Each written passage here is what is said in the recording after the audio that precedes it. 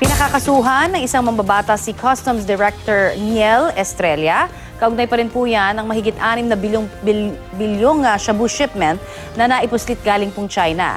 Ibinunyag naman ni Mark Taguba na bukod sa kanya, may mas big time pa raw na broker na nagbibigay rin ng lagay sa mga opisyal ng customs. Balitang hatid ni Victoria Tulad. Hindi nakadalo sa ikalawang pagkakataon si BOC Commissioner Nicanor Faeldon sa pagdinig ng Kamara kahapon kaugnay ng umano'y smuggling ng shabu sa express lanes ng Bureau of Customs. Nang tanungin ang kanyang Chief of Staff na si Attorney Mandy Anderson, I'd just like to inform the committee that the Commissioner is still in the hospital. inaprubahan naman ng Ways and Means Committee ang pagpapadala ng medical staff para i-check ang kalagayan ni Faeldon na kinansela kinalaunan. Naging emosyonal naman ng empleyado ng BOC na si Nani Ko na nadawit ang pangalan sa umano'y lagayan sa tanggapan.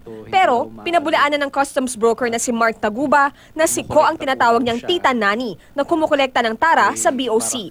Pinagbigyan ng komite ang hiling ni Taguba na executive session para isiwalat ang iba pang detalye tungkol kay Tita Nani. Lumabas din sa pagdinig na bukod kay Taguba, may mas big-time pang customs broker kaysa sa kanya, na kilala sa pangalang Kimberly. Imposible pong hindi nila alam si Kimberly. Nakaka-250 siya sa isang linggo na container. Yung pangalang yang since nung dumating ako sa Bureau of Customs, naririnig ko na yan, Your Honor.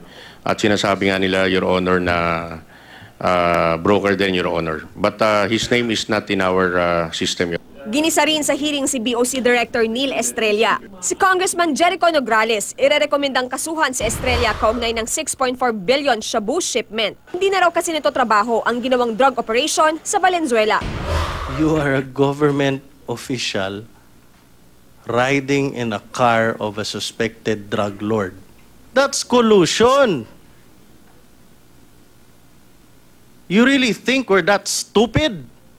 Your Honor, malinis po yung konsensya namin. Nang tanungin kung hindi ba magbibitiw sa pwesto si Estrella dahil sa isyong kinasasangkutan, sagot ni Estrella, I also submitted my resignation 2 days ago, Your Honor. Address to Address to the Office of the President, Your Honor. Victoria Tulad, GMA News.